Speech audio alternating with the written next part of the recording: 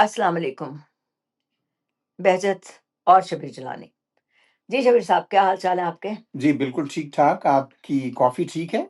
आज हाँ जी, बिल्कुल बहुत अच्छा, शुक्रिया आपने मुझे बना के दी है, जी, लेकिन आज मुझे आपसे एक काम लेना है। जी। असल में आज यूँ हुआ है, कल से एक फ़ैसला आया है H-1B वीज़े के बारे में। हुँ, हुँ। बड़ी डायरेक्टली बात करते हैं, तो जिसकी वजह से बहुत सारी जगह पर बहुत सारे मसाइल हो गए हैं, इसके साथ बहुत सारी कहानियाँ भी सामने आई हैं।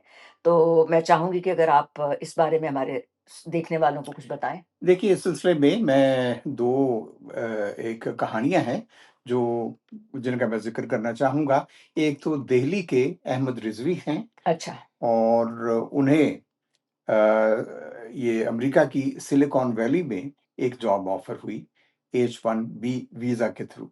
अच्छा ये भी तो बता देना H-1B वीज़ा ये बताते चले हम कि उन लोगों के लिए जो इंतहाई प्रोफ़ेशनल और अपने फ़ील्ड में इंतहाई माहिर लोग समझे जाते जी, हैं, ख़ास तौर पर टेक कंपनीज़ के लिए। जी हाँ। तो ये ख़ानदान में एक खुशी की लहर दौड़ गई क्योंकि वो समझते थे कि ये अहमद अमेरिका आएँगे, यहाँ बसेंगे और ख़ानदान में खुशहाली आएगी। जी। लेकिन फिर ये हुआ कि उनके रवानगी से 2 दिन पहले ही उनको एक ईमेल मौसूल हुई हुँ, और उस ईमेल में उस कंपनी ने कहा था कि हम $1,00,000 की फ़ीस नहीं दे सकते, लिहाज़ा हम अब ये स्पॉन्सरशिप विथड्रॉ कर रहे हैं। और इसी तरह एक और किस्सा मैं आपको बताऊँगा, हमारी एक जानने वाली हैं प्रिया, जो शिकागो में एक टेक कंपनी में काम करती हैं, वो भी H-1B वीज़ा पर यहाँ आई थीं अच्छा। और उनके शौहर वहाँ भारत में थे और उनके शौहर को अभी भारत में एक नई जॉब की ऑफ़र हुई अमेरिका आने के लिए। हुँ। लेकिन वहाँ भी यही हुआ कि उनकी कंपनी ने फिर आखिर ये नए फैसले के बाद जो वीज़ा एप्लीकेशन ही विथड्रॉ कर ली। अच्छा, अब यहाँ पे एक सवाल तो बिल्कुल सामने है बिल्कुल, हुँ, हुँ। कि ये कितनी फ़ीस थी और कितनी हो गई कि कंपनियाँ जो पहले बड़े आराम से लोगों को बुला लेती थीं, अब उनके लिए ये मुश्किल हो गया है कि वो H-1B वीज़ा के लोगों को ना बुला सकें या उनके हुँ, लिए हुँ। क्या मुश्किल पैदा हो गई है? ज़रा ये भी बताइएगा सुनने असल में पहले इस वीज़े के लिए अप्लाई करने की फ़ीस कोई ज़्यादा नहीं थी।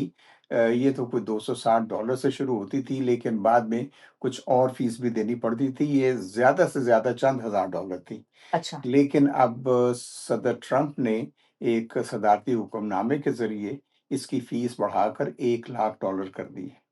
अच्छा चंद हज़ार से वो हुँ, $1,00,000 तक पहुँच गई, यानी जो लोग H-1B वीज़ा देकर जी। लोगों को बुलाते थे हुँ, या हुँ। तो उन लोगों को अब उन कंपनियों को ये फ़ीस देना होगी?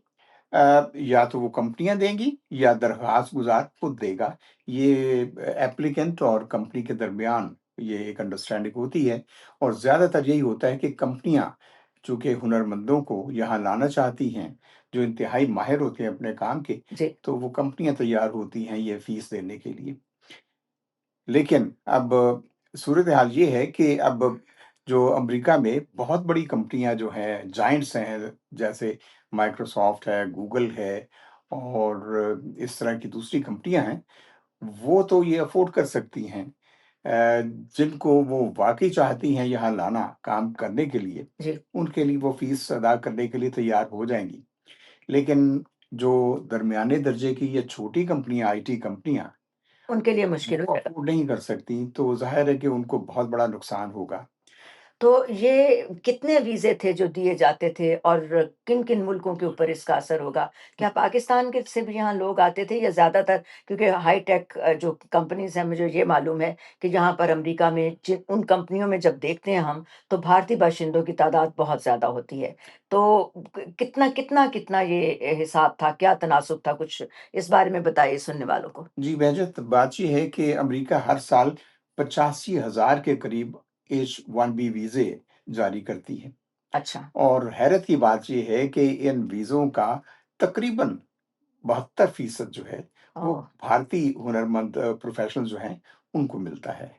और इससे अंदाज़ा होता है कि भारत से कितने ज़्यादा ये प्रोफ़ेशनल्स प्रोफ़ेशनल जो हैं, अमरीकी टेक कंपनियों में काम करने के लिए आते हैं।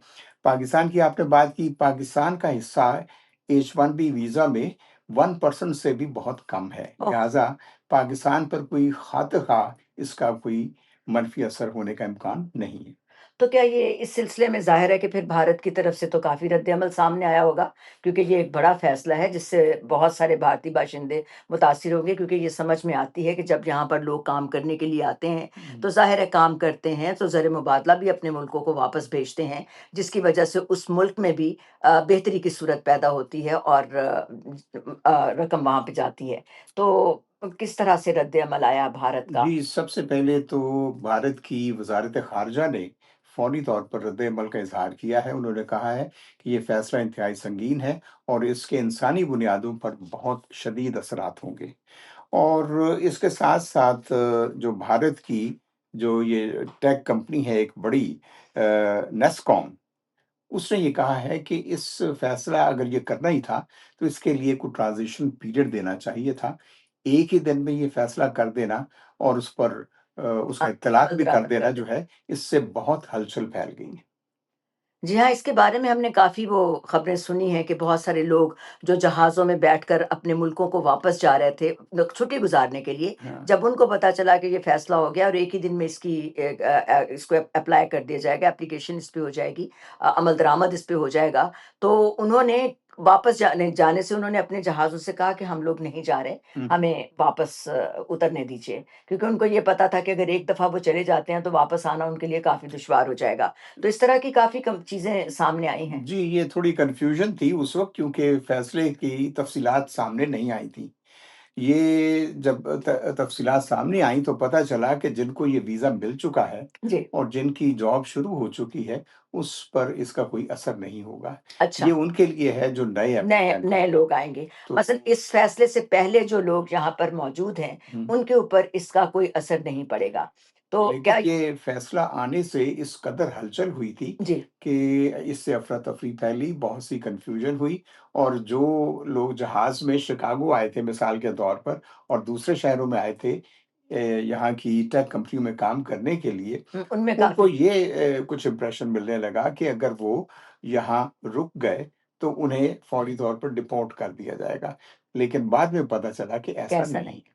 अच्छा, ये भी तो है कि बड़ी-बड़ी कंपनियाँ जिनके अभी आपने नाम भी कुछ कंपनियों के लिए हैं, वो तो काफ़ी इन्हिसार करती रही हैं H-1B वीज़ा के ऊपर। हुँ, हुँ, तो अब आगे क्या सूरत होगी? आपने कहा कि बड़ी कंपनियाँ तो यकीनन लोगों को बुलाती रहेंगी और हुँ, हुँ, शायद अफ़ोर्ड भी कर लेंगी इतना पैसा देना। लेकिन मिड हुँ, साइज़ कंपनियाँ जो दरमियाने दर्जे की कंपनियाँ हैं, छोटी कंपनियाँ हैं, उनके ऊपर काफ़ी हुँ। परेशानी की सूरत हो जाएगी। तो क्या इसका नतीजा क्या होगा? मतलब एक आम तौर पर एक आम आदमी के लिए देखा जाए, तो क्या जी, इसकी सूरत बनती है? इस सिलसिले में मुतज़ाद कुछ एनालिसिस सामने आए हैं। कुछ माहिरीन का कहना ये है कि अमेरिका में हमेशा हुनरमंदों की कमी रही है और इतनी बड़ी टेक कंपनियाँ जो यहाँ बहुत पेशरफ़्त कर रही हैं, उनमें ऐसे माहिरीन की ज़रूरत रहती है।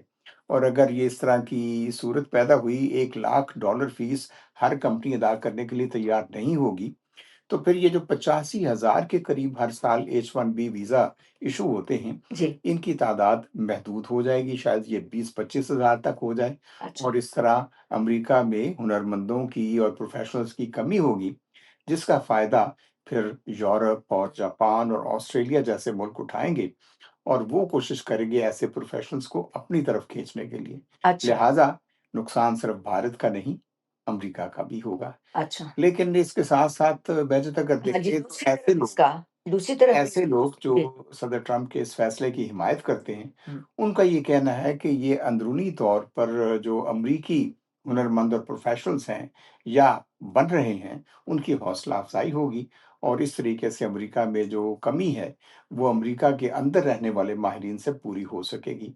लेकिन बहरहाल ये उनकी राय है और इस बारे में तनकीद भी बहुत हो रही है। तो बात वही है, आखिर में हम यही देखते हैं कि क्या ये फैसला वाक़ई अमेरिका को मज़बूत करेगा या फिर अमरीकी मईशत और आलमी राबतों पर भी कुछ इसके असरात मुरत्तब होंगे। ये अभी देखने की बात है, आगे चलकर देखेंगे कि ऐसा क्या होता है। आपकी राय इस सिलसिले में बहुत कीमती है, राय ज़रूर दीजिएगा। अगर कोई सवाल हो तो ज़रूर पूछिएगा, यहाँ हम अपने सुनने वालों देखने वालों को और सुनने वालों को ये भी बताते चलें कि हम अब हमने एक नई चीज़ प्लान की है इस प्रोग्राम के बियॉन्ड विद बहजत के साथ कि हम इमिग्रेशन के हवाले से मालूमात लोगों तक पहुँचाएँगे, क्योंकि ये एक ऐसा मौज़ू है और एक ऐसा मामला है जिसके ऊपर आम तौर पर काफ़ी कन्फ्यूजन होती है और बहुत बार ऐसा हुआ है कि जो मुनासिब कदम होता है वो नहीं उठता, जिसकी वजह से आपको नुकसान भी हो सकता है। तो हम आइंदा हफ़्ते से ये भी कोशिश करेंगे कि आपको इमिग्रेशन के बारे में कुछ टिप्स दें और इसके लिए रिसर्च का काम कर रहे हैं हमारे साथ शबीर जिलानी, जैसा कि मैंने शुरू ही से कहा कि क्योंकि ऐसी कोई भी बात हो तो वो हम शबीर जिलानी से पूछ लेते हैं। तो आप को अगर वीडियो पसंद आए तो इसे लाइक ज़रूर कर लीजिएगा, शेयर करिएगा तो और भी अच्छा लगेगा, और हाँ, सब्सक्राइब तो ज़रूर कीजिएगा। और देखते हैं आपके सवालों के जवाब। अगर आप कुछ सवाल चाहें तो हमें ज़रूर बताइएगा, हम कोशिश करेंगे कि रिसर्च करके उसके बारे में भी आपको कुछ ना कुछ बता सकें। तो क्यों शबीर साहब, इजाज़त लें? जी, ज़रूर, बहुत-बहुत शुक्रिया और अपनी राय का इज़हार ज़रूर कीजिएगा कमेंट्स में, इससे हमारी रहनुमाई भी होगी और हम ये जान पाएँगे कि आप किन चीज़ों के बारे में ज़्यादा जानते हैं और अगर H-1B वीज़ा का ये जो हालिया फ़ैसला है, इसके हवाले से अगर आपके कुछ और सवालात हैं या कोई राय है, तो हमें ज़रूर बताइएगा। चलते हैं, फिर मुलाकात होगी। खुदा हाफ़िज़।